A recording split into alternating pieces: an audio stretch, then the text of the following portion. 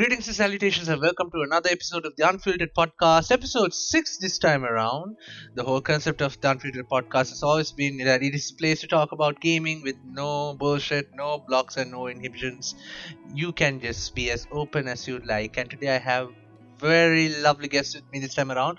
Two guests that I'm glad to call friends. The very first one that you can see the grumpy face to the left is Lochana Ranatunga, aka Dogam, very well known within the Sri Lankan Overwatch scene when we used to have a scene, as the best Ana player around, played in one of the highest performing Overwatch teams in Sri Lanka. Everybody sucked his cock back then.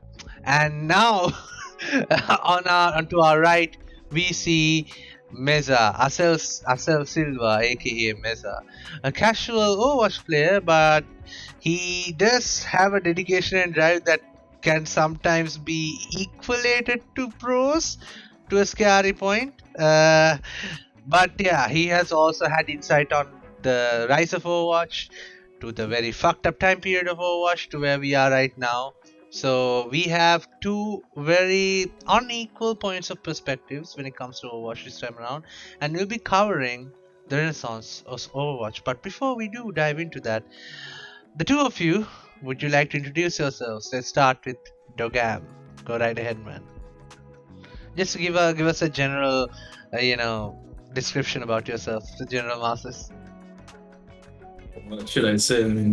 Hi, my name is Lochana and Asell. I mostly go by the name Dogam, which has a very weird history behind it. A lot of people ask me where the name comes from.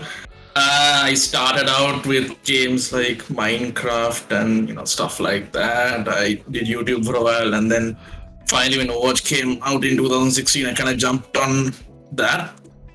And initially I was very casual, but then a couple of my friends got together and we were like, hey, let's make a team. And we made a team, competed in a bunch of tournaments, played it for like 3-4 years, like hardcore. And then the last 2 years have been a blur. But 2 weeks ago, Overwatch 2 came out. So kind of getting back into the game. Alright, perfect. Yeah.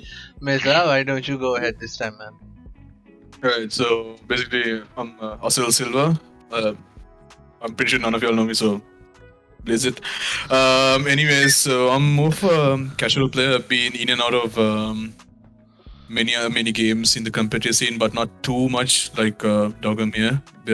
Came into the Overwatch pro scene for basically one tournament and left for SLCG, I think 2018, if I'm not wrong. And then pretty much then played in for the Rainbow Six Siege pro scene in like after I left Overwatch, and afterwards just been playing casually. I've been sucked in the hellhole that was League of Legends for basically 2 years, and got back into Overwatch actually because the FPS market was pretty dry, and Overwatch was pretty much the only polished FPS out there for me at least. And like Lochan said, after Overwatch 2 came out, I feel like it was much more of like a fresher breath.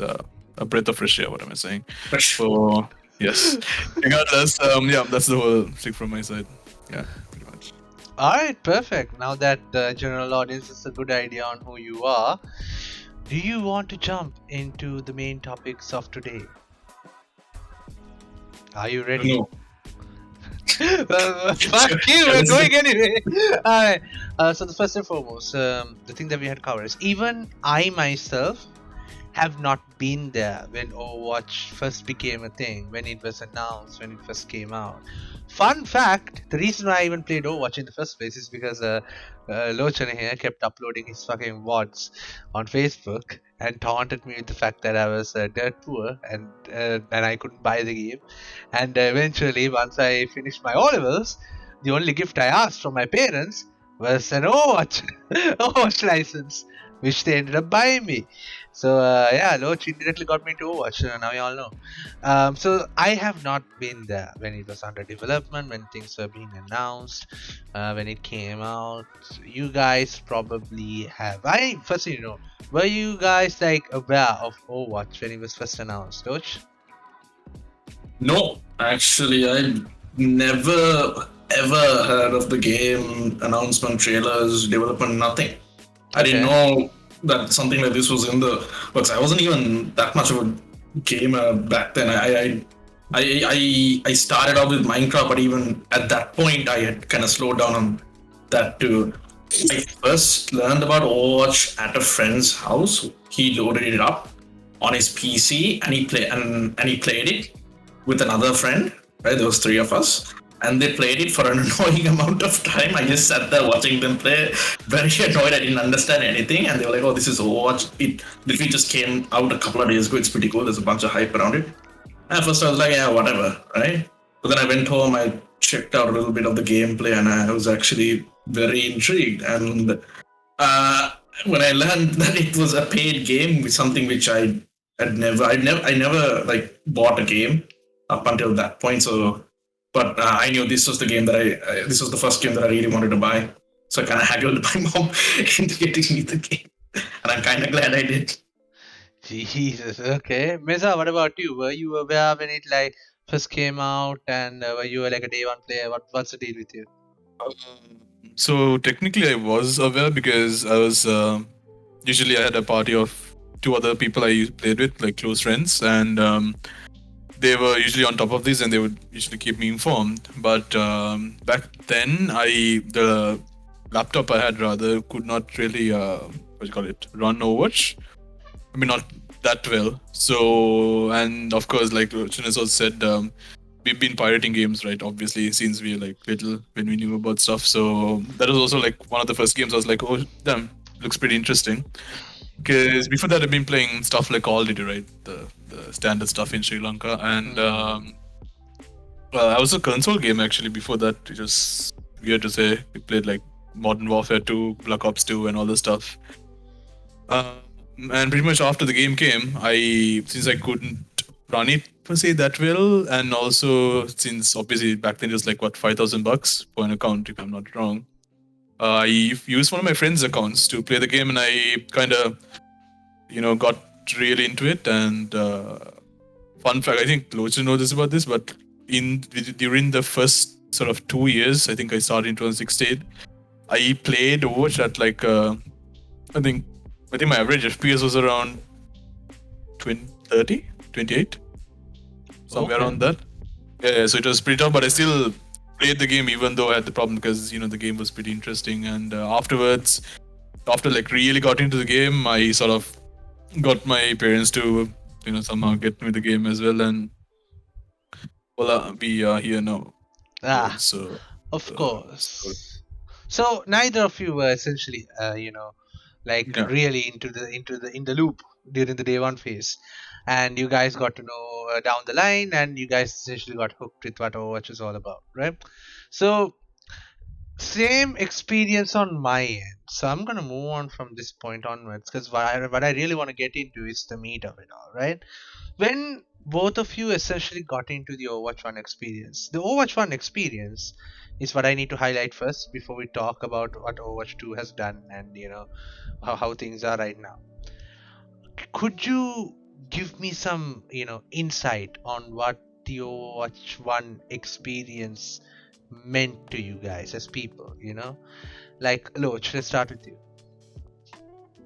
So Overwatch was kind of my first serious FPS game. I played stuff like Call of Duty, COD 4, CSGO, and stuff, right? I played a bloody Uber Strike on Facebook too, right? And 2016 to 2018 were like the golden days of Overwatch. Like it was so good back then. I can't tell if it's because everyone was new and people just had no idea what they were doing, so they were just discovering things. There was no meta per se. No one really cared about the meta. There was no pro scene, so people were just literally having fun. It was a ton of fun. The first 2 to 3 years, the only game that kind of is similar to Overwatch, I'd say, is TF2. So a bunch of people that came over from that quickly got on. They got the hang of Overwatch and they realized, oh, tank should play this way, DPS this way, supports this way. So they got the hang of it, but most people were still like trying to wrap their head around of, how do we play this game? What's the most efficient way to play? How do we play and have fun, right? So the Overwatch 1 experience, first 3 years was really good. Terrific, dude, right? But then, with the addition of certain broken characters, breaking, and certain decisions by the developers, the game started to stagnate a bit, and the meta became nearly unbearable to the point where, in order to counter the meta, you had to run it. There was no, you couldn't run anything off meta and win, right? So the past 3 years, yeah, was kind of shit. To be honest, I really slowed down my road. So yeah, 3 years of 3 years of an extremely polished, really fun game, and then another 3 years of, I don't know, the developers just messing up, I suppose. So that's my perspective. Yeah, that's a valid perspective to have, right? Meza, can we hear yours? I mean, some mine's pretty similar to just most probably because, I mean, like I said, I used to play with like only 2 other people. They were like close friends from school, right? So basically, there weren't any other games that sort of gave the similar vibe that Overwatch gave when it first released, right? This is basically a hero shooter, and it was very polished, right? Like, even I think back in the day, there were only, I think Rainbow Six Siege was one of the only other games that released sort of on, like, not on par rather, but at the same time frame as Overwatch. But Overwatch was much more, it gave much more of a casual vibe, I guess, and I wasn't, like, I had no, by the way, idea, like, regarding the whole competitive scene, and, like, literally had no idea, like, there were even people in Sri Lanka playing Overwatch at the time. So it was just a way to sort of have fun with the other two dudes, and I think after maybe 2 years, no, 2017, yeah, around that time, kind of got bored with the game, like just after the GOATS meta came, and even I just sort of drifted away from it. It was fun until then. I think I was more of a casual player. I didn't even play comp that much. So like it was really bad for the casual player base. Like it wasn't fun because if there were tryhards on the enemy team, you literally couldn't do shit. Like you're not allowed to have fun, and that kind of drove a lot of players away. And it was a dark period. I think from 2017 to 18. I'm not sure the exact time period, but yeah. But until then, it was really nice. So I had a good time with the guys, and the biggest thing was the match times was like short, like compared to a lot of other games, and that was like the biggest deal breaker for me more than anything. So yeah. Again, another valid perspective to have. But with all of these, like like Loach put it, very visually oriented. 3 years of extreme fun and fond memories, and another 3 years of fucking grinding and trudging through the experience that has been modeled by invalid decisions taken by the developers. Okay, with all that taken into consideration, what was your initial reaction? Because when BlitzCon released that Overwatch 2 reveal trailer, Blitzcrank? I swear to fucking God, BlitzCon, when BlitzCon released that initial reveal trailer for Overwatch 2, the one where the Avengers assemble, but the Overwatch version, right? What did that speak to you? Because back then we didn't have any idea. Oh shit, Overwatch 1 is gonna be shut down. We didn't know any of that. The trailer just fucking came out, right? So this was well into the face of the 3 years of trudging through, if I'm not mistaken, like Loach, right, Loach? Yes. Right. So what was your thought process when you saw this? What did you expect? So before the trailer was called Overwatch 2 Zero Hour, if I remember. Yeah. So before that, the concept of Overwatch 2 was a meme. People, if PC is so good, where's PC 2 and stuff like that. And same for Overwatch. If Overwatch is so good, where's Overwatch 2, right? It was a meme. People joked about it. No one thought it would actually happen because Blizzard pretty much said, Overwatch is the final game. We're not going to make a sequel. We're just going to keep adding content to this one. We're just going to keep expanding on this base game. That's what they said, right? So the meme was valid. But then, out of the blue, Overwatch 2, just out of nowhere. And, when I first saw that, because I think I watched that BlizzCon live, and when I saw it, I was like, I think I saw the trailer, and then they said it was Overwatch 2. So I was like, oh, is this an expansion? No, it's a whole different game. And I guess at first I was like very confused because they're pretty much going back on their word, right? Of not making a sequel. And then I just wanted to know, okay, what's going to be different? Is it going to be the same type of game, right? Are you guys going to add PvE? Because if you're going to make a sequel, it has to like have a definitive difference from the first one, right? So more than, happiness or surprise, I was very confused when the announcement happened. That's expected. Okay. So Meza, other than Loach is confused, like surprise, motherfucker kind of view on the whole trailer. What was your reaction to the 0 hour trailer? Just to clarify, I think 0 Hour wasn't technically titled Overwatch 2. It was just more of like a revamp thing. But Overwatch 2 technically came out with the sort of introduction with the story mode, I believe, if I'm not wrong. No. So- The 0 hour trailer at the end, I remember the Overwatch emblem comes, then it spins around and it says Overwatch 2. Oh yeah, it does. But it's a bit confused on that. But regardless, I didn't have too many sort of thoughts about it because, I mean, to be fair, right? Like as a casual player, like I just wanted to have fun, and when I saw, okay, yeah, new sort of maybe they're doing a new update or something along the lines. Actually, more than that, I was actually surprised to hear that they're going to add the PvE mode to the game, right? Because like no, I don't know if anyone really thought about having a PvE mode for Overwatch. I think it was more about the PvP rather. And so when it came out, I was pleasantly surprised, at least in my end, because I did not keep in touch too much with the developer updates and also I used to watch them from time to time, but it was more the lines of hero balances and new hero releases and all that stuff. So, and I was fine with it, honestly.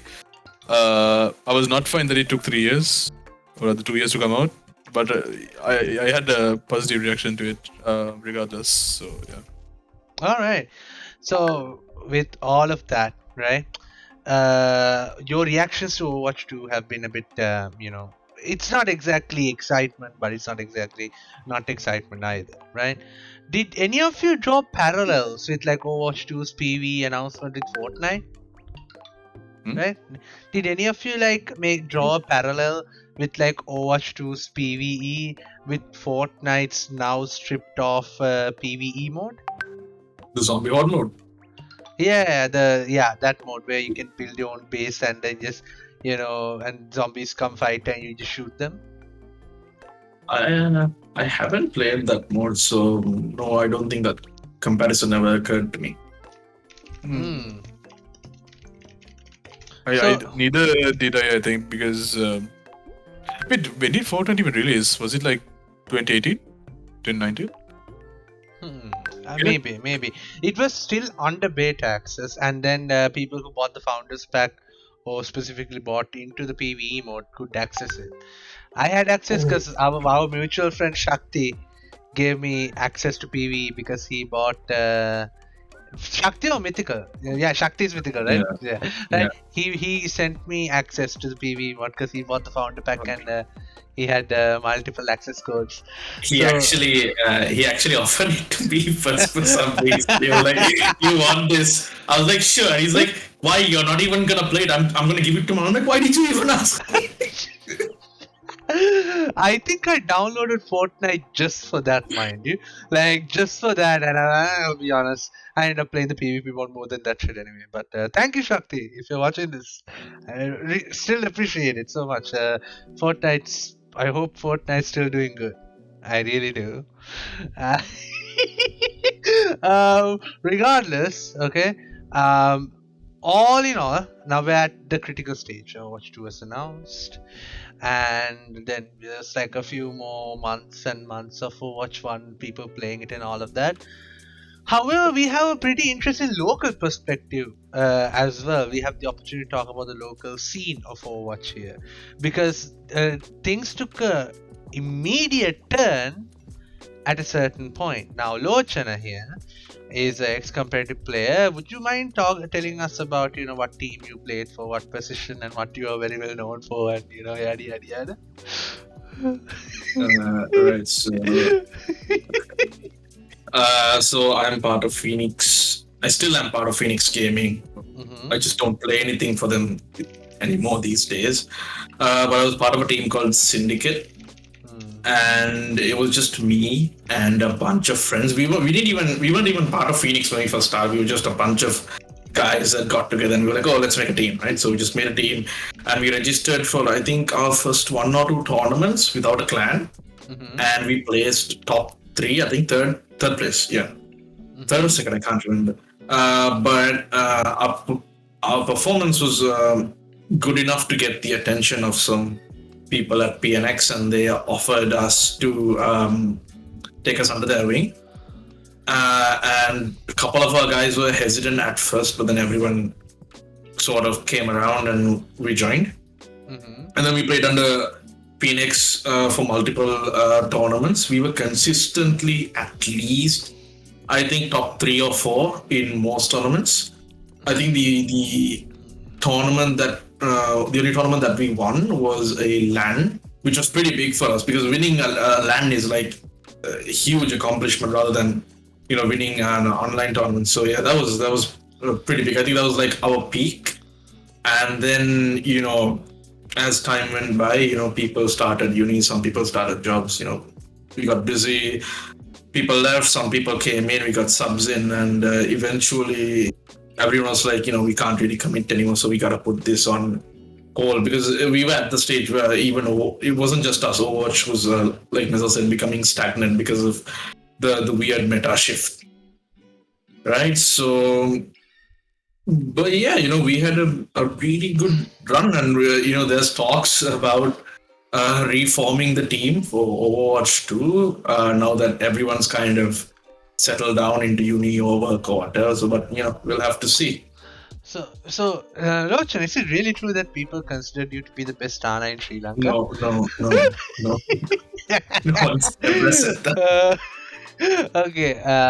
So yeah, we have Lochana here with competitive experience. And Meza, how close did you watch the Lankan or watch competitive scene?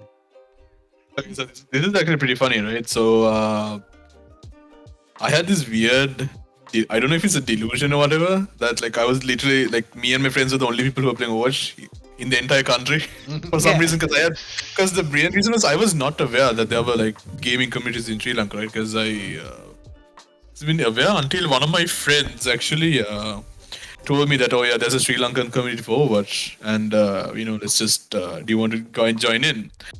And I joined in, and my first sort of thing was I posted a video of like a Reinassance shutter that I did. Like it's one of my like, and the best part was since I had like a shitty laptop back in the day, I recorded with my phone and I posted it, and I sort of got the attention of many people like, oh yeah, why didn't you record it, in game?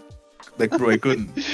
Right? And afterwards, when I searched through and I started climbing the ranks with my friends and all that stuff, I just wanted to see, okay, that seems like a competitive scene, and just wanted to see if I can get anything done from that side. And I remember, right, because when I first thought, oh yeah, I put my rank, my role, and all this stuff. I was greeted with a bunch of saying, "Oh yeah, what Diamond Taupe me know here, looking for a team." The good old stuff. I remember that post, yeah. Because I wasn't sure, right? I didn't know about this stuff, so I was like, oh really? Is this guy like really saying this, right? And somehow with that, I got contacted by NA, Noob Alliance, and actually multiple teams actually. Money team contacted me, and then Savin Pereira, I don't know, like Trevor's team. Then A-Slot contacted me as well. So like around 4 people messaged me, and I was going to try out with those guys, and exams started, right? Because I had A-levels. Was it A-levels? No, O-levels, IGCSEs.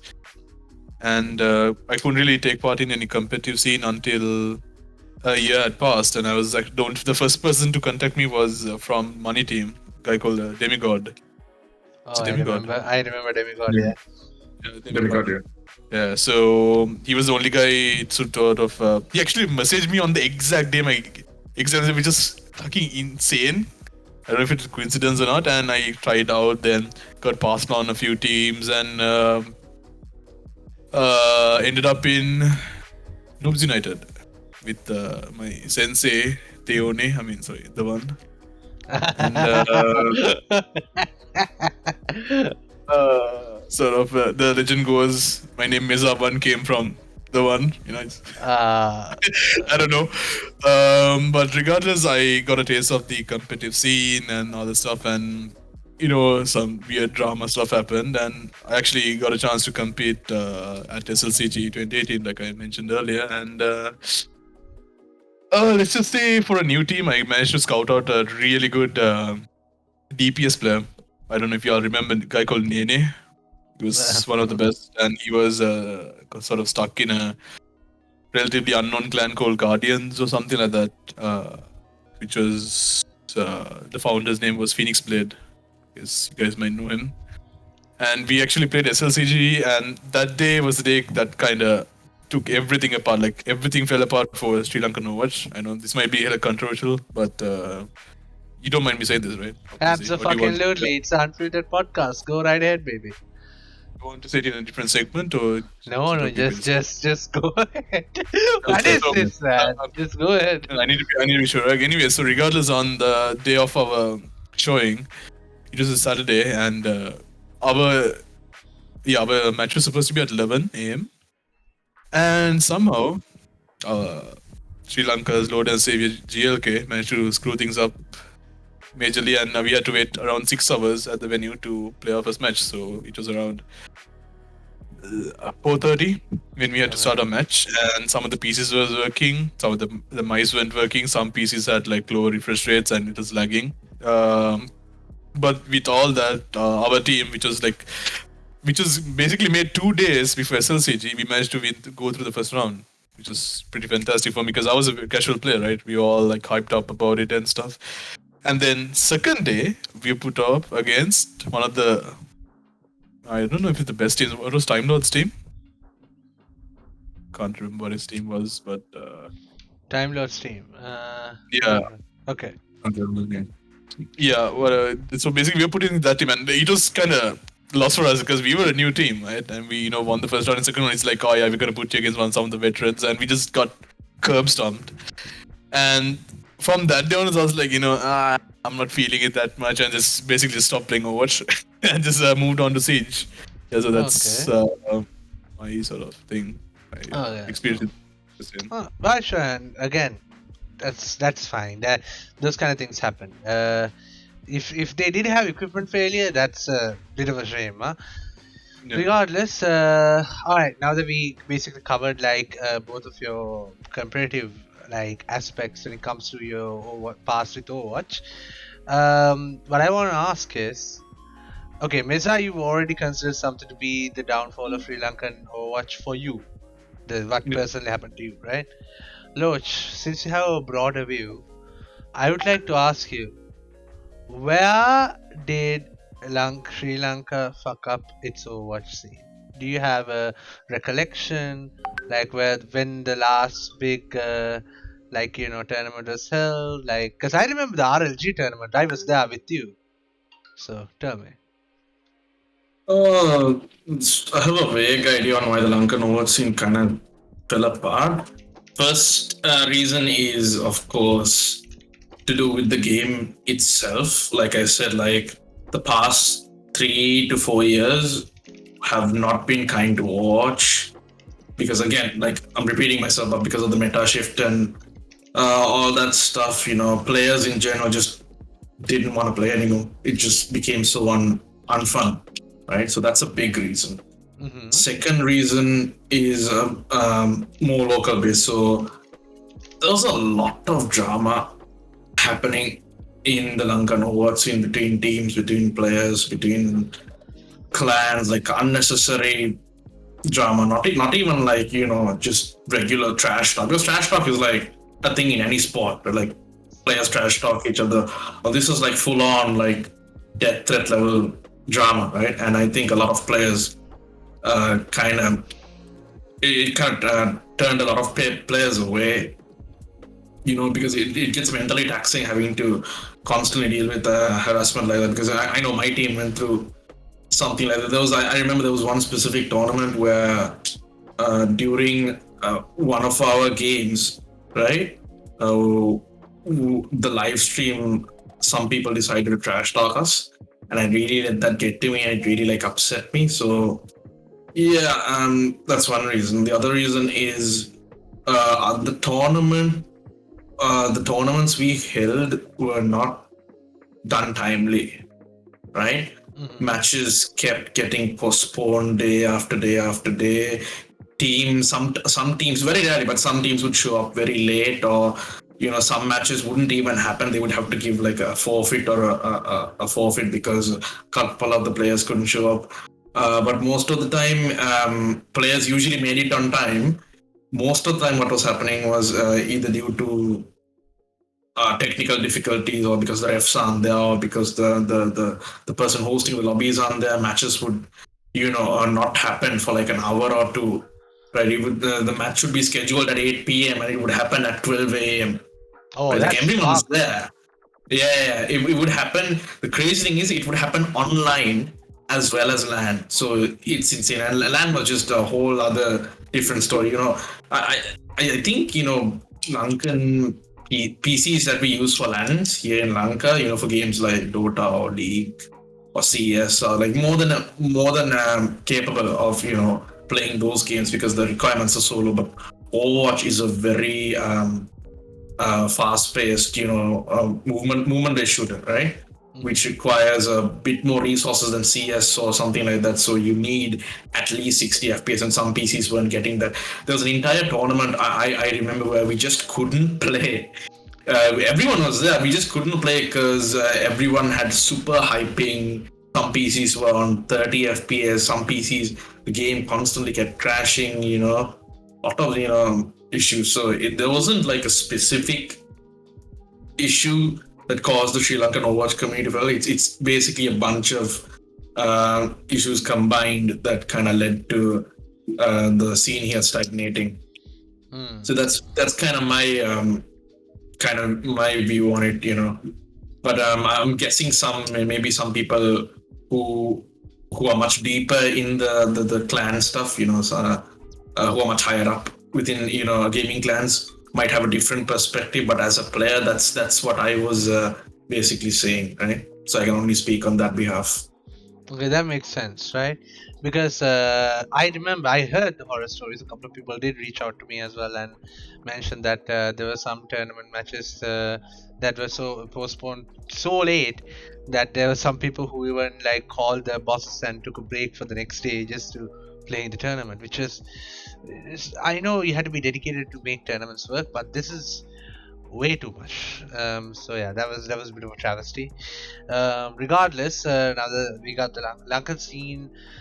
With the Lankan scene the way it is right now, the Overwatch scene is non-existent. There's no point even mentioning it like it's something that has been happening. I haven't even seen a third-party tournament hold Overwatch has title, right? The best I've seen happen are servers holding customers, right? So, Lochana, with things the way they are right now, with all of those facets that have caused Overwatch to fail, do you think Overwatch 2 has potential to be a part of the Lankan scene right now? I want to start with Meza this time around. I pointed in the wrong direction. Meza this time around. Meza, with all that's happened, with everything that Loch just said, do you think there's like enough potential for Overwatch to be a thing in Sri Lanka? Overwatch 2? So basically, right, I'm gonna first of all start off with a more personal thing, sort of comment to what Dogam talked about earlier, and it's mainly the management of the game itself, which was done in Sri Lanka that sort of affected it personally, right? Because I wasn't involved too much to sort of give, about the interclan stuff and all that. Like I had no relevance to that. But from my perspective, one of the biggest reasons, especially even during SLCG, right?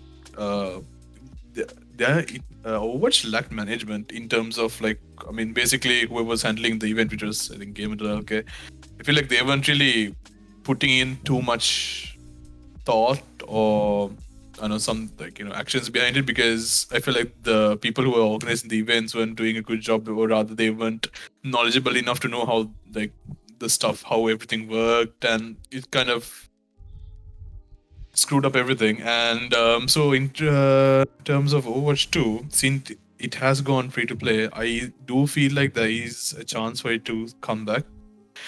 Competitive scene, perhaps, yes, but if it is not organized properly, it may go down the same route it did with Overwatch 1. But since more people have access to better systems nowadays, we could see a result. That's a far-fetched statement with the No, economic compared before, right? state. Yeah, I get No, it.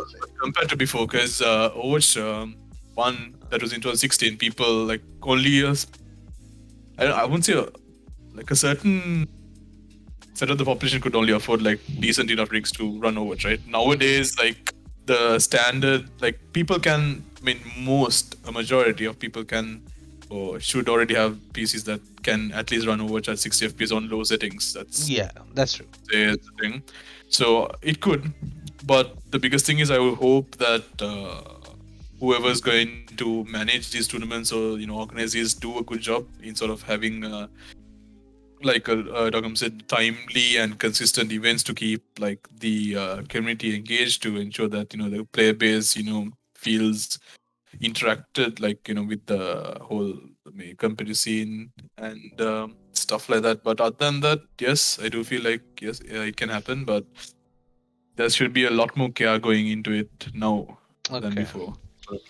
I have a question. As a representative of sorts of Game Changer, right? Like, in this platform, I essentially am representing Game Changer. I'm gonna do those guys a favor, right? Yeah. Let's say us three are here, sitting right now, writing the Bible/guidebook when it comes to handling Overwatch 2 tournaments in Sri Lanka. If I give you aspects that we should exactly be on the lookout for and be very careful about, what would those aspects be? Let's start with Loch, if you have any. So, like, what do you want? Like guidelines on how things that we should absolutely nail when doing tournaments? Or yes, I think the first thing would be to find people that know how to make proper custom games, right? Because the Overwatch custom games, especially with workshop, and I don't think we'll be touching the workshop much, but like there's people who don't know how to set up a basic custom game with like competitive rules. Like there have been so many tournaments where the auto pause when player disconnect feature wasn't turned on, and someone would disconnect and we would still keep fighting, and we'd be screaming for pause in chat, and no one does anything, right? So that's a must. We have to have people who know how to properly start, manage the custom game as well as spectate, right? Another thing is we need to have someone who can a dedicated streamer with a good setup. We need to have like a basic setup, right? Something that anyone can just like a template or something that you can just download onto your PC, and if you have Streamlabs OBS, you can just import those settings and start streaming. Because a lot of games were delayed simply because the streamer couldn't get the video feed to work. It wouldn't stream onto Twitch or something was up, right? And even if they did manage to start it, there would be a lot of stuttering, a lot of buffering, a lot of freezing. So and I mean, when you're doing competitive esports specifically, right, you have to stream it. You have to stream it. Like that's my philosophy. Like if you're not streaming it because it's a spectator sport, right? Like people want to see this happen. Like that's why it's always funny to me when people do like tournaments behind closed doors when no one can see. Like what's the point? Like you should stream that for people to see. Every other major sport does that. So like if you can't stream it, don't do it. That's my philosophy. So yeah, that needs to be done. Okay, Meza, anything to add to that list? I definitely agree with the first part a lot regarding someone knowing, like someone who has the knowledge to sort of host has to be like like there, and it has to be streamed as well. That's for sure. Like otherwise, like what's the point, right? Like why would you have a tournament in the first place if people aren't going to watch it? Like there's literally no point. And I think that's the biggest, two biggest things, I guess, because right now nothing comes to my mind. The other thing, I have one more thing. So the tournament structure has to be agreed upon. Right, when we were doing the first couple of Overwatch tournaments, RLG and stuff like that, right? The structure was very wishy-washy. Nobody really knew the rules. Sometimes even the refs were like, does this team get a match win? Do they not get a match win? We actually had to have, I think, a GLK meeting. We met up in real life and we actually talked about the tournament structure and how it should be conducted. Right? So hopefully those rules are still there.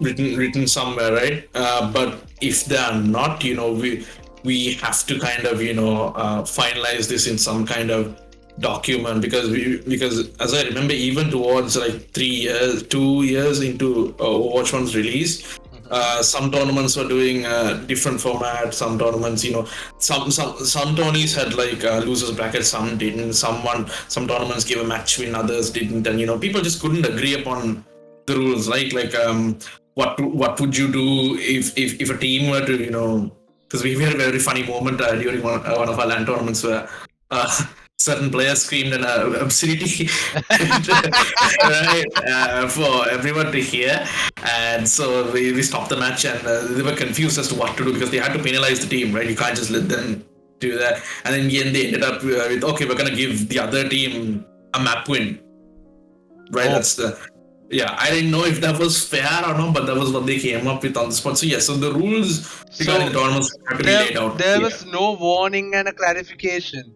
They just immediately slapped them with a map win to the enemy team. No, there was a small discussion.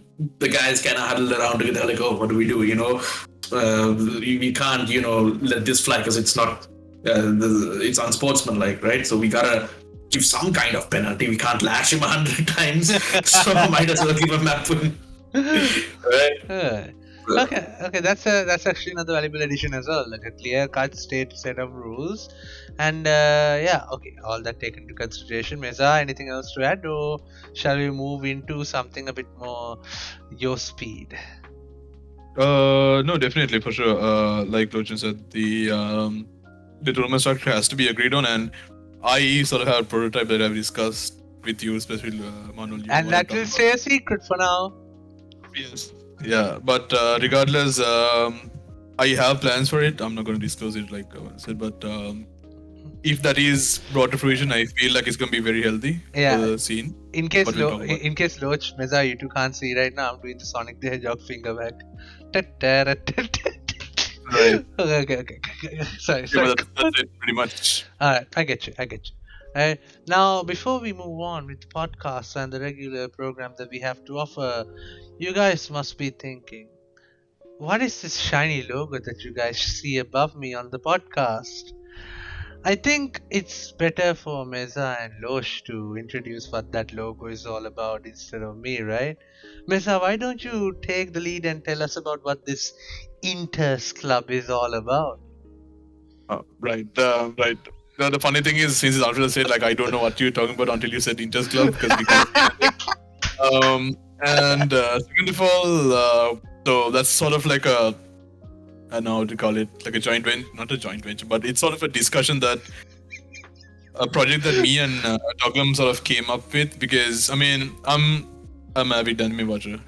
Dogam's here is an avid anime watcher, and we're like, why not discuss anime? And since we have a lot of knowledge and we have watched a lot of anime, we're like, let's stream it. So we sort of thought of making a Twitch channel and having weekly discussions that pretty much never happen consistently, but where we discuss number of anime, number of movies, and some games, and just talk about an overall thoughts and ideas we had about it. And yeah, but mainly I think I shouldn't say anything about it. It should be Dogam, because he, Yeah, of course. he's the brain child. You're the brain of the operation, Loch. So tell us, what has been Interest Club to you so far? It's interesting. I always wanted to do kind of like a podcast kind of thing, and when Meza brought it up, I was like, "Okay, let's try doing this, right?" And at first we were confused about what topics we should cover, so we decided on movies, anime, games, and TV shows. But after I think the first 1 or 2 episodes, we kind of decided to cut down on certain topics because if it was going to be like a weekly podcast, we'd have to consume a lot of content every week, and then I'd have to take a specific day to get all the images and the assets needed to create the templates on OBS and stuff like that. So I think we ended up limiting ourselves to just anime and movies and games, right? I think so. No TV shows. Sorry, anime and games, just anime and games. Anime and games, right? So I think we did close to 3-4 episodes. I think 4 episodes, but they were exponentially increasing in time between episodes. And the first episode happened a week, then like 3 weeks, then like months. But we haven't done an episode in quite a long time, and that's mainly because of me. Because with me starting my job and stuff, I didn't have a lot of time to watch anime or play games. I've just been playing mostly Genshin and stuff these days. Of course. Okay. And as far as anime goes, I would watch an anime every couple of months. The last anime I finished was, I think, no, I didn't even finish that. I haven't watched an episode in like 4 months either. So like it's just I'm just really stagnating because of work and stuff. That's understandable. At the end of the day, remember, even the Trash Days podcast isn't exactly anime podcast anymore, right? My one true question that I want to ask the two of you is Interest Club making a comeback soon? Hopefully so, because we actually completed a few games, right? Did we talk about Dying Light 2? Yeah, don't discuss it here. Don't discuss it here. Because guess what, people? The link will be in the description. Twitch.tv. You will be able to see the Interest Club live soon enough. And when they do, it's gonna be glorious. So take a good look, follow them. You will get the notifications when they do arrive. And hopefully these guys will take the advice and start a watch channel as well and upload those dang episodes on YouTube soon enough. Regardless, shall we move on into the main topic, gents? Yeah, sure. Perfecto. Alright, now that we've covered everything good and bad about Overwatch, everything good and bad about the Overwatch league that happened in Sri Lanka, the league as in the Overwatch competitive scene that happened in Sri Lanka. Now, let's talk about what we're really here to talk about. What's the cream of the crop this time around? The apple in Lochana's eye. What's making MezaOne nice snake? Okay, let's talk about Overwatch 2. It's finally out, right? And people have had a really good time playing it. You two have been having a lovely time playing it. Because every single time I see you guys, like you're either playing alone or some shit. All of you are always on Overwatch. It's almost scary, right? But I want to know is a very general perspective. Loch, how has Overwatch 2 been for you right now? It's gameplay wise, balance wise, it's pretty good. I actually really like it a lot more. I'm having way more fun. I feel compelled to try more heroes. I feel compelled to just have fun again instead of just try hard in every single match and losing my mind, right? Even in unranked, so it's been a lot of fun gameplay wise, but everything else wise is kind of sus. The battle pass is sus. The UI is sus. They took away a lot of the voting system, the post match lobby, the cards, the medals, the on-fire. Like, they took away so many things that are kind of like that make you want to try hard in the game, and the friend list, don't even get me started on the friend list because it's so buggy. I remember the first 2 days the American server wasn't working, so everyone had to switch to Asia. But then sometimes your friend list is completely empty. Sometimes people are there, but you can't see if they're in groups or not. Sometimes you can't spectate. So lots of bugs on the side of, just I trying to get into a game or trying to join a group. But yeah once you do finally get into a game, it's pretty fun. yeah. But everything else is very wonky right now. I remember the times when I had to invite people using slash invite in the chat. Oh, God. I think Meza was the one who kind of figured that out and told me. Because what game version was different? Alright, Meza, how has Overwatch 2 been treating you, man? Okay, so for me, right, this is gonna be interesting because as a casual player for Overwatch 1, I would say the gameplay was a bit more slow. Like, I don't know, I just felt it like there was a lot of, because double shield was one of the most like obnoxious things to play on Overwatch 2. You put two shields in front and you just shoot the shield, it breaks, the whole jam. But in Overwatch 2, I think the gameplay is a bit more skirmishy. There's a lot of fights going on, even though the single tank may not be essentially killable sometimes. It was still fun because you could actually shoot something that was not a shield. There was more interplay, and I think the DPS could actually get stuff done instead of shooting tanks the entire time. And they reworked all the roles, which was really good. They gave certain passives for each role. I'm not going to discuss in length because. Yeah. But mainly one of the best things was supports could passively heal, which was a really good thing for mainly utility-based characters like Ana, who kind of had to use one of her biggest abilities to sort of heal herself rather than use it offensively.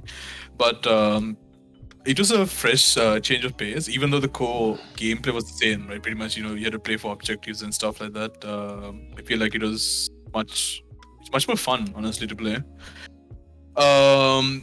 Other than that, UI-wise, yes, I feel like they went with the oversimplistic approach again, because compared to the Overwatch 1 interface, Overwatch 2 is a bit more it's more simple and maybe not the best. I feel like the scoreboard is definitely an upgrade for me, at least, because I want to see which one of my teammates is not doing the job, right? And that is a welcome addition. And I can finally see if the Moira is healing or not, which is one of the biggest signs, because when you you don't have stats. Yeah, exactly. And fun fact, actually, I don't know if you have heard this in game, but if you actually do, if you're popping off in Overwatch 2, you can actually hear the character say, "I'm on fire." I was gonna mention that they kept the "I'm on fire" voice lines. I think you're the only one who hears it, though. That's the weird part. I don't know, maybe they plan to add it later. I don't know, right? But overall, it's a bit weird on that part. But medals wise, sure. Sometimes it's cool to see, who did what the best and all that stuff. But for me, it's just possible, right? I didn't really care too much about it because, for me, what mattered was the game being fun, and they actually managed to do that somehow. There are still balance issues here and there, but I would assume they're gonna fix it later down the line. And one of the biggest props I get to Blizzard is the insane bop that is Kiriko's theme song. That's that hits hard. That hits hard. Yeah, that song. If I remember, if for you, those of you who want for reference, it's a song called "Bow" by the artist MFS. Yes. She's a Japanese rapper. Yeah, you got that right. And they censor the word "motherfucker" in the trailer, because the song actually says "motherfucker" when right when the kunai hits the Hashimoto's head, and he does this to get the face mask off. She's supposed to say "motherfucker." She says that in the original track, but it's censored in the trailer. Yeah, that was a big bop. I was extremely surprised to hear that for the first time. I was like, wait, what? Oh wait, words in my Overwatch? In my Overwatch source? not even that a rap song in a like this, like you would never expect that, and it actually fits the character's theme well as well. So that's like big props to that. And other than that, so the battle pass has been the biggest sort of point of controversy for a lot of players because like the free pass seems very lackluster, right? I'm gonna be honest with you.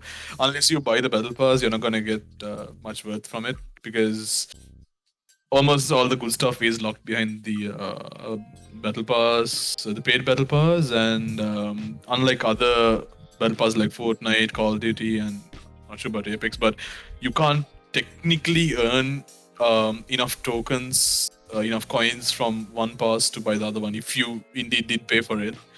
And it's more of like a weekly based challenge where you get 60 coins per week, and you need to pretty much, you can only afford every other battle pass if you really want to, do it the free to play way. But that's very bad, I would say, because it incentivizes like free to play players from actually playing the game for too long, because there's no real progression, right? You're not really getting anything because the borders were removed, levels were removed, a bunch of stuff were removed, and the only real progression you get is a battle pass, and if the battle pass is lackluster, then you're not really getting any progression. So hopefully Blizzard makes it better. I know adds some good stuff to it, I hope, but overall I would give it like maybe like a 8 out of 10 upgrade overall from the base game. I think Alright. some good, some bad stuff here. But, I have some interesting news to both of you. How does it feel to own accounts, Overwatch accounts that are potentially worth around $300 right now? it feels nothing, honestly, because like you feel like you've been robbed of so much stuff because you actually paid for the account, and now you're like, okay, you only get the first season character for free, which is, I don't know what to say. I feel like whatever, but but I guess the biggest plus side is we don't have to pay like actual money for old skins because we actually could collect them back when it was paid by just playing the game, right? Which you can't do now, which is kind of sad. But from my point of view, it doesn't feel too good to have a paid account, honestly. Yeah, because our accounts right now, if you do the calculation, right, to unlock those legacy skins, you had to spend real money and you had to buy them through Overwatch credits. And if you do cost calculations to unlock everything on a brand new account, costs around $300 to $350, right? So potentially, like I have my old account, which I gave away to a friend because of his birthday. I'm surprised Lo shouldn't make a face or do something when I said that. He came for his birthday. He did a price estimation and it's worth around $300. And we actually thought of selling it and splitting the profits. It's fucking dumb. But yeah, there's potentially going to be a second-hand market for old Overwatch accounts now, which is an interesting development. Although I don't think it's gonna be a healthy one. Okay, I just wanted to put it out there because fun factoid that now that you guys know your worth in terms of Overwatch accounts, let us move on. You see, Overwatch 1 has been a very fun experience, and 2 has been a good time for y'all as well. But let me ask one final question in regards of gameplay. 5v5 or 6v6? What has been your preferred so far? 5v5. Against 5v5. It's 5v5. not you now. Any specific reason why the reduction of a tank just feels better? Basically, not having to shoot at 2 shields sounds like that was obnoxious. It was boring, right? It was really bad. It felt bad, and some tanks felt useless, right? I'm looking at like Orisa felt like pretty useless in Overwatch 1. And Overwatch 2, she's a monster, like pretty much unkillable. We told me, why doesn't she die, right? We keep shooting her, she just doesn't die. But it made it more fun, right? And tank role was very boring in Overwatch 1. Now it actually feels rewarding to play in Overwatch 2 because you're the only tank in the team and it's your job to do something, and it feels much more interactive than just staying behind a shield and shooting. And since it's more skirmishy, there's more action going on, so there's a lot of adrenaline going on. It's more fun, honestly. That's just my take on it. I don't know about Dogam though. Lurch, what about you? My take's kind of similar. The problem with Overwatch 1 is Blizzard. I don't think they ever intended for the tanks to be split between. Because in Overwatch 1, we had the main tanks, which were like the tanks with like huge shields and like 600 HP, right? And then we had something called an off tank, which is a guy who's also a tank, but he's a little bit less tanky. He doesn't have 600 health, he has like 400 health, which is still double the amount of the usual hero. And he has he doesn't have a big shield, he has like a small shield. So, like, I don't think Blizzard intended for it to be like that because they never came out from the get go saying that. Right? They're like, oh, this is just another tank character. Do with that information what you will. Right? And the players we kind of made that distinction on our own. Right? Oh, this is going to be two separate roles. And the issue was, like Meza was saying, right? Certain tank synergies were just cancer to play against, especially like double shields, where you have two tanks with two shields and you have to mow through one shield, and then once you're done with that shield, there's another shield and you have to mow through that. And by the time you're done with the second shield, the first shield comes back off cooldown. So like, it became very boring to play against, right? And even if you weren't playing tanks with shields, the TTK or time to kill would just be super high. You would be shooting at the enemy team forever trying to get picks, right? And with the supports healing and keeping the tanks topped up, some skirmishes last like entire minutes, right? So fights are very drawn out, and a single mistake could like cause the entire fight to like just collapse, right? So in the 5v5 format, there's only one super tank that we have to really worry about. Once he's dead, the entire enemy team falls apart. Right? So it's a bit easy. Huh? But is he gonna die though? Is he gonna die? That's the especially if it's Diva or Zarya, right? Which are pretty busted right now. But I think people are still new to this whole format, and they're new to these tanks. So we're still figuring things out. But when during the first week, everyone was like, "Oh, Orisa's so oppressive. Orisa's so unkillable." Like, she's still pretty bad, right? But like but now that we're on the second week, right? Second week, my opinion on that has mellowed a bit. Orisa is killable. Diva and Zarya are bigger problems than her, but she's still, pretty damn good, right?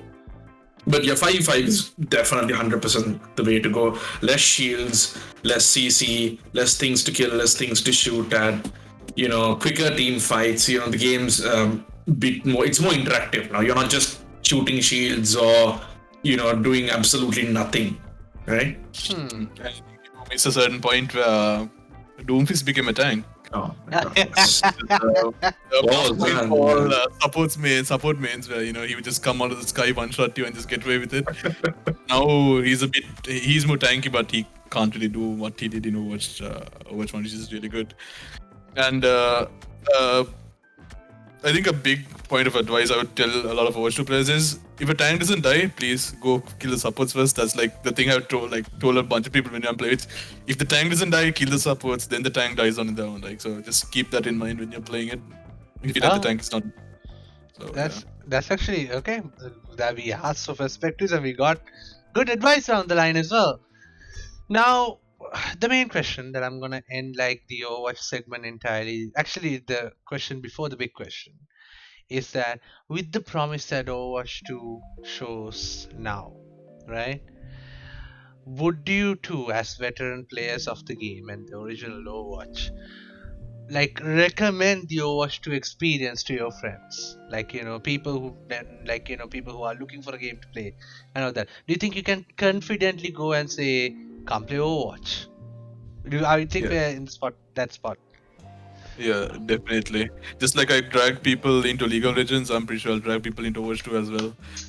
It's definitely a fun experience. It's very casual, so people will like it. Just people who who come after work, they just want to chill for a bit. It's definitely good because match times are like a match will sometimes only last 10 minutes in casual, right? Rank is a different case, but so people can just enjoy, just chill a bit, and it's definitely worth for sure, 100%.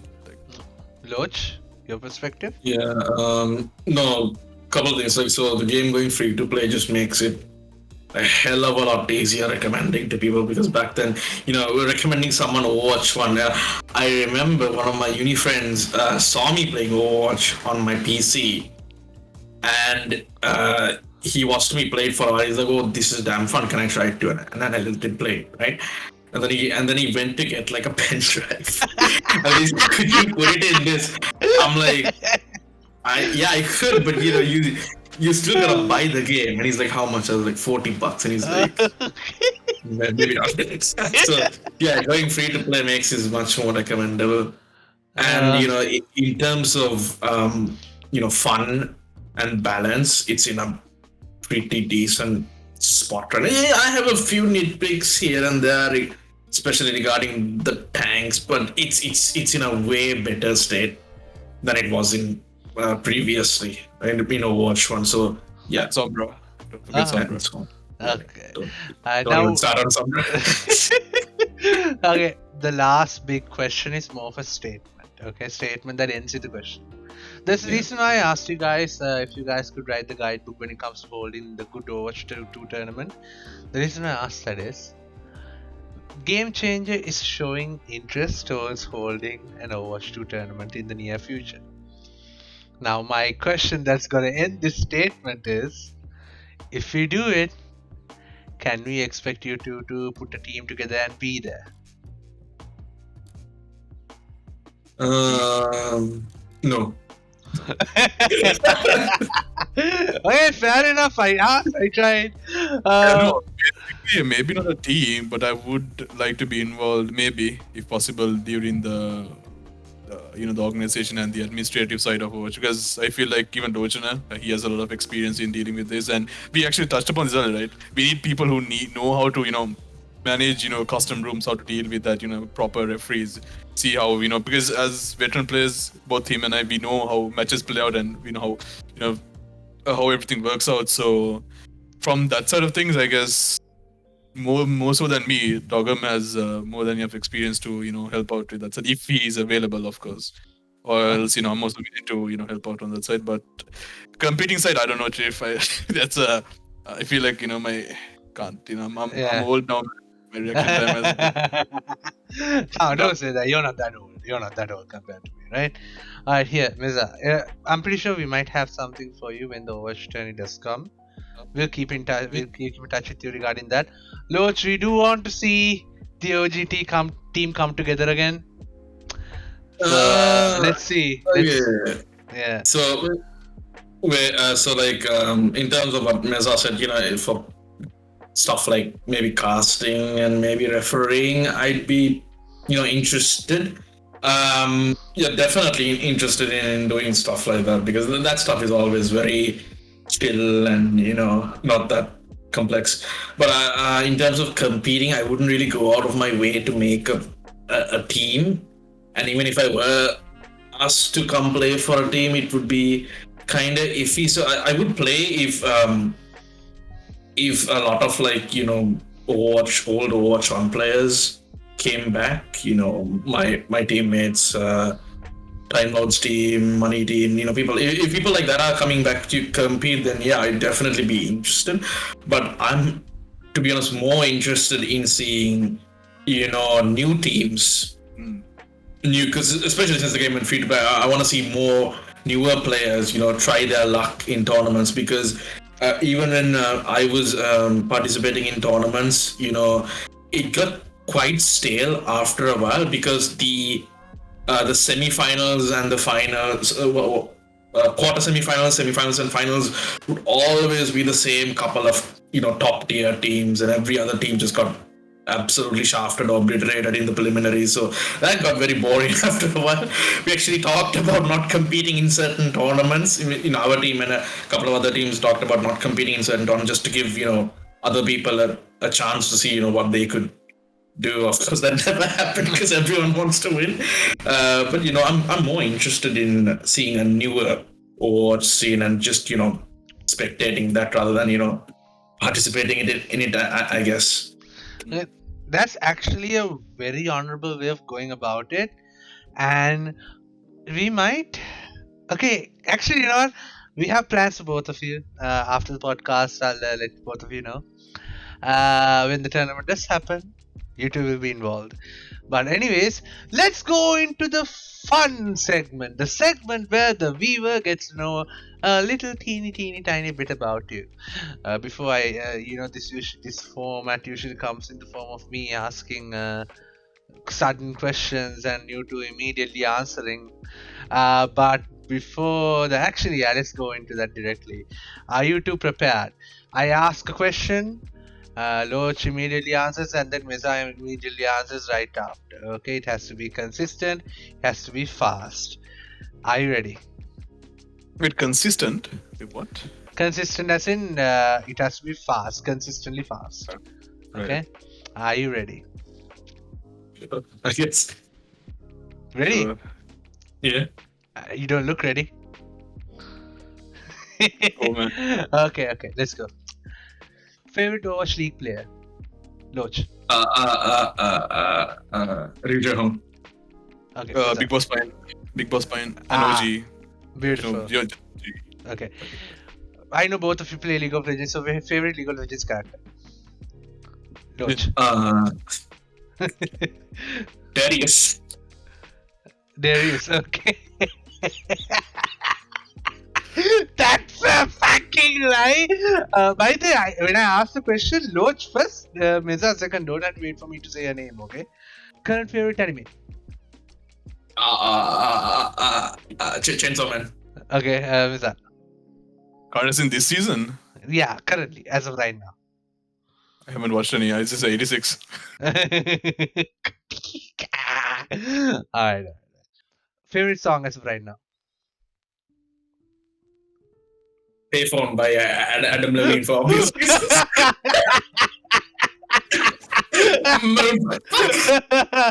Okay, Meza, your turn. Kaigo Freeze. Alright. The favorite gaming moment that you had in your career if you did play competitively, Loch? Like I said, winning that SLT LAN tournament. Alright, Meza. Going through the first round in SLCG 2018, pretty much. Okay. Your favorite local player other than yourself, for obvious reasons. Oh boy. Falca. The farmate. Masters farmate. Okay, Meza. Of course, Dogam, only. Oh god, this is gold. I made this unnecessarily awkward because I want to see you two squirm because usually you two are the ones doing that to me. Thank I'm gonna you. hit you after this. Thank you, Game Changer, for being the platform for me to deal with my trauma. Anyways, alright, let's move on into the question that we actually prepared for, right? You two took the time to send me a 3x3 picture of the games that impacted you to the most personally, right? I have those game lists open with me right now. Who would like to go first to cover the ones that they have done? Loch, since you sent me first, why don't we go with yours? Okay. I'll start from the top, right? Yeah. So Spider-Man Mysterious Menace. My very first time gaming. So I played PC games before, back in 2004, but back then, my memories from back then are hazy. So this is a very clear memory. So my Game Boy Advance was the very first gaming handheld console that I ever got my hands on. Mm-hmm. And I had a bunch of cartridges, but Spider-Man Mysterious Menace was one that I very vividly remember. And the reason I remember it so vividly is because it's the first ever game that I 100% completed. Not 100%, but made it to the end, right? Okay. So I have a very vivid memory of completing that game, and I remember the euphoric feeling of finally finishing, right?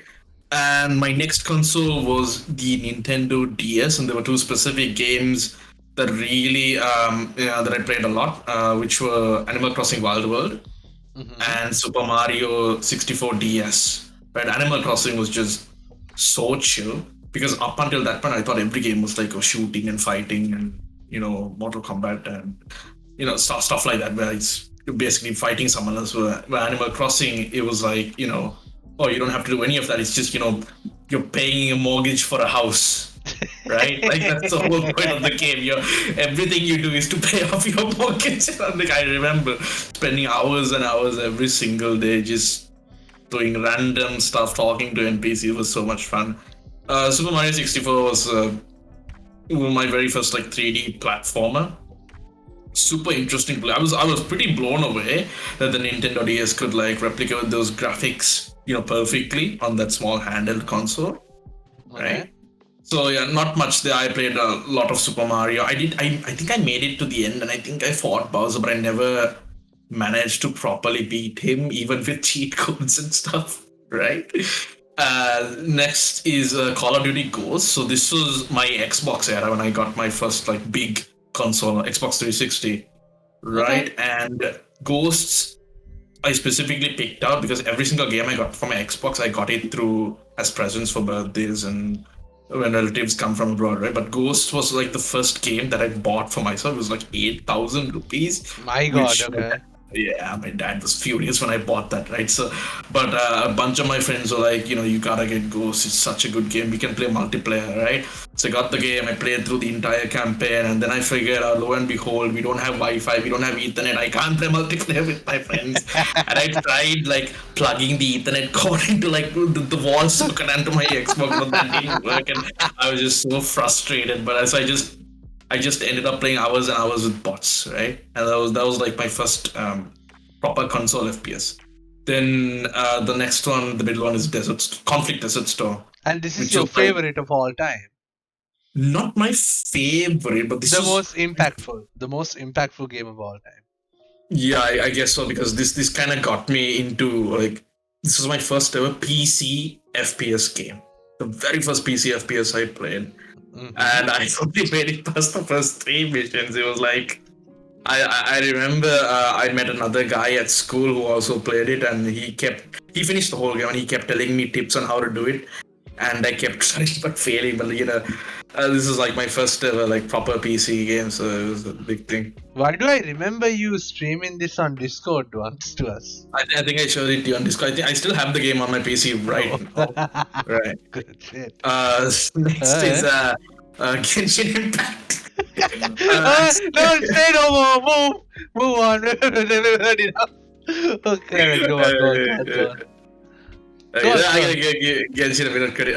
So it was like, I knew about Genshin when it was first released. I think I downloaded it, I played it a bit, and I was like, nah, chief, this isn't, it's too anime for me, right? Even though I'm still a big weeb shit, okay, right? But then last year I started working, and I really wanted a game to kind of like grind every day that I could do during my free time, because at that point I wasn't playing Overwatch or anything, right? Even League I was playing on and off. So Genshin was pretty interesting. I really got into the story. And the gacha aspect was kind of interesting. The fact that, based on the gacha, every player's experience was different because every player had access to different characters, right?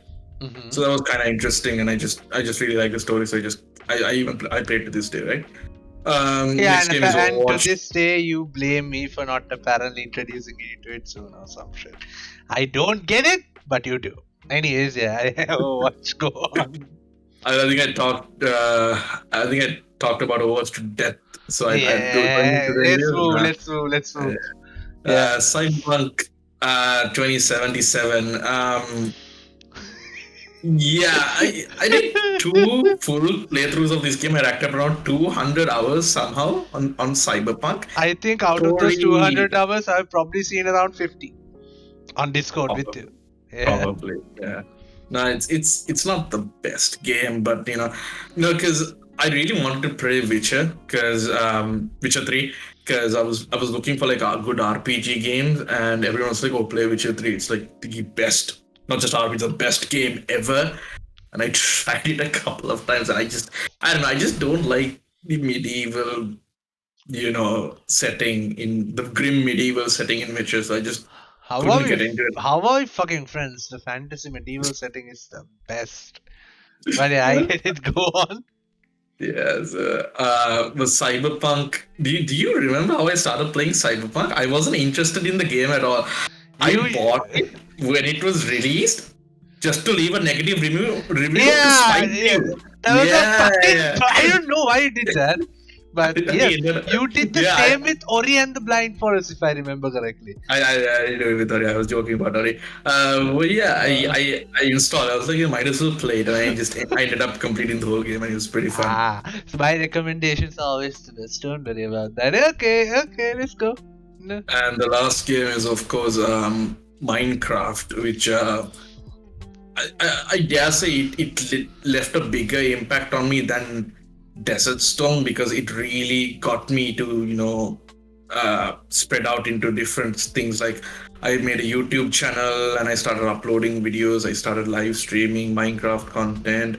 I got into a lot of different communities. I got into like modding and all sorts of stuff. So, Minecraft consumed a very large portion of my life. I played it since version 1.0 release, and I still play it on and off these days. But back then, it was like I would come home from school every single day, and I would play Minecraft.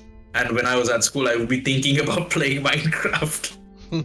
So yeah, that's how obsessed I was with Minecraft back then, and it's a game I think everyone should just try.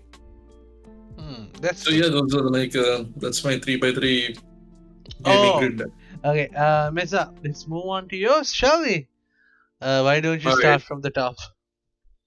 Okay, this is the thing, right? These aren't organized chronologically. I just randomly put all of them, except for the middle one. Okay. So do you want me to start? Like, I'll just start from the top left. It's easier. Yeah. So Elden Ring, right? So this has a bit of a past. Lochana also knows about this. Oh, No. Okay. Okay. so What? because the camera started shaking. Right. So basically, Elden Ring was pretty much hyped a lot, and I generally don't like hype games that much. It's just a personal thing of mine, and we have a Anti-Nomi mentality. Yeah, go on. yeah, pretty much. And one of my better friends, Andy, he was like, "Oh yeah, man, it's gonna be like best game ever, like holy shit." And he was pretty hyped about it. I wasn't too much because it was basically Dark Souls, a Souls-like game made by the same guys who made Dark Souls series, and it was apparently gonna be a more open world version of it, and I wasn't really sold on it. Even the gameplay looked, fine at most. I was pretty skeptical about it, and until the game actually released, and I saw Andy playing it, I was like, damn, game looks pretty interesting. Because I was a big fan of Skyrim, as you can see in the middle box. Skyrim was like I'll talk about it later, but Skyrim was one of my most played games and most a favorite. I enjoyed it a lot, and Elden Ring sort of gave that vibe when I watched my friend play it. And afterwards, after I got into the game, I sort of actually that is the most recent game I played, by the way. So since I was in the sort of League of Legends phase back then, I I unconsciously took a 2-week break from League and just kept playing this like throughout the entire day for like 2 weeks. I mean, aren't you unconscious taking a break from League right now because of Overwatch 2? Oh no, this is conscious, dude. Like fuck League, man. Okay. I'll talk about it when I come to it next, right? But with Elden Ring, like I didn't really feel time pass, and it was a very enjoyable experience because it was tough and the combat was fun. The whole scenery was nice. The encounters were nice. The game looked amazing, and it really left like it filled the void that was there within me after I played Skyrim. Pretty much, like they had a it's really nice. So overall, definitely, if you're into like hardcore games, just go play it out. It's fun. It's whatever. All right. So then, second game. Of course. Go on. League of Legends. Most known for one of my friends know me as the League of Legends sensei. Because even though I hate the game, I poured up enough hours into it to sort of know the ins and outs of it, and pretty much know all the. There are 160 champions in the game, and I pretty much know how all of them work. I feel really. I don't know, man. I just don't know how to feel about it. But I enjoyed the game in the beginning because this is actually the first game I played kind of properly. First multiplayer game I played back in 2015 because I had a really shitty, like that's when I think we had dial-up connections, right? And my computer back then couldn't really support anything else. So I had like 2 years from 2015 to 2016 where I only played League by myself because other people just didn't like playing League, right? Two friends I played Overwatch with. And so that's sort of my first online experience that I had. And overall, I would say it was a fun time. After sort of we got into it, it became hella toxic. It kind of screwed with me as well to a certain extent until I found inner peace. You know, a certain Dogam came up and gave me a good old lecture, like, "Oh, you're too toxic, man. You gotta calm down on this." I don't know if you remember. Yeah, he was like, "You're being too toxic, man. You gotta stop this." And For all your life coaching purposes, contact Lochana Ranatunga on Facebook today. exactly. Basically, I mean, that aside, and things, it sort of helped me understand a lot about myself and how I need my thinking process and just overall how to react to certain things. So I think overall I should give League plus point on that, even though it's a shit game. It helped me improve my mental state and all this stuff somehow, because it's known to sort of fuck people over mentally. So I guess that's a plus point for me on that part. And third game, Yakuza 0. Yes! Yes! Okay. Sorry. I was waiting for somebody to go with this. Right, so this has a pretty interesting history because I got this from Humble Bundle, and I think twice about it because I just thought it's a random ass game, right? Because I actually don't know how I got into it.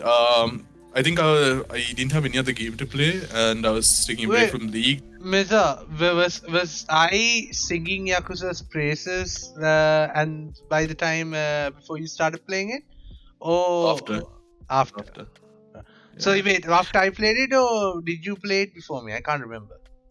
I think you played it before me, but I started playing it, and then you noticed that I was playing it, and you're like, "Oh man, you're playing this game finally."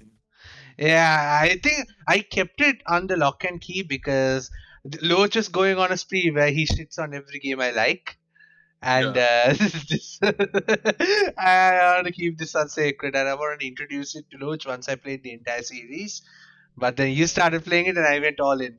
And let's keep going, Meza. Yeah, so pretty much Yakuza 0 was a very, very interesting game because I went into it expecting nothing, right? Because I'm single, like in terms of single player games, not everything has filled my void, especially like Witcher 3, right? So I had an experience similar to Lochana, but not really, where like Witcher 3 is known to be a really good game. I mean, it is visually pleasing, but it just never, immersed me the way Elden Ring did.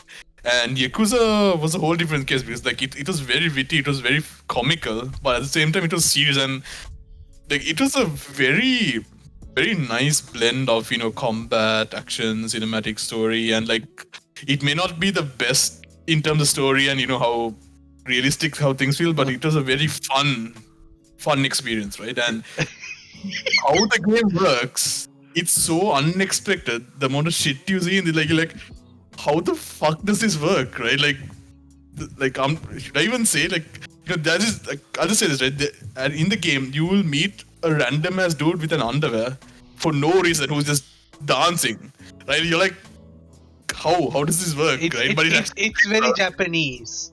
It is pretty much just Japan the game, right? That's pretty much what Yakuza is. It's so over the top. It's so over the top, but it's still enjoyable, right? It doesn't feel like cheap. It doesn't feel anything like that. And I feel like everyone who has played single player games, who like single players, have to try this out because it's just such an amazing experience. The game is so overloaded with things you can do. It will never sort of make you feel bored.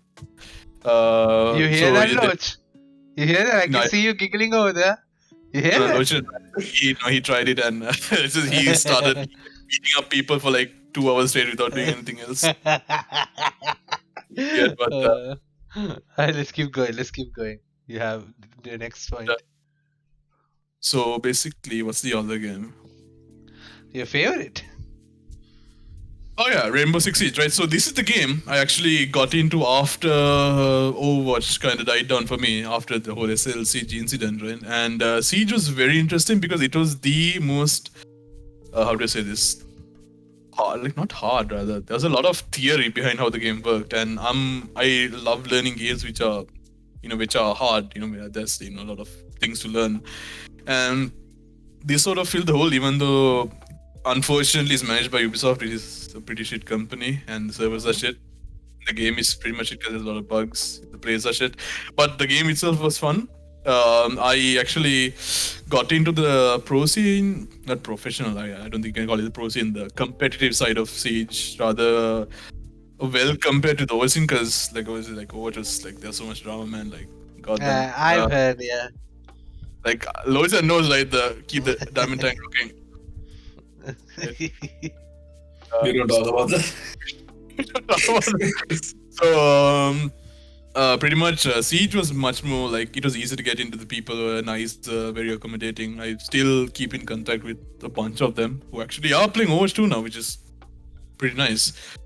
Siege itself is, I think, the most tactical like shooter you'll find. I don't think any other shooter on the market comes even close to how. What about Escape from Tarkov? I don't think so. That's a different genre itself, right? This is Okay. like, yeah. So this is more of like thinking and being creative benefits you a lot in this game, and it's more of like a mental game. I mean, having mechanics is fine, but it's a very enjoyable experience. Yeah, I was just kidding. Alright, we have Skyrim up next. Now that has become your center game, which is a very interesting choice. Why?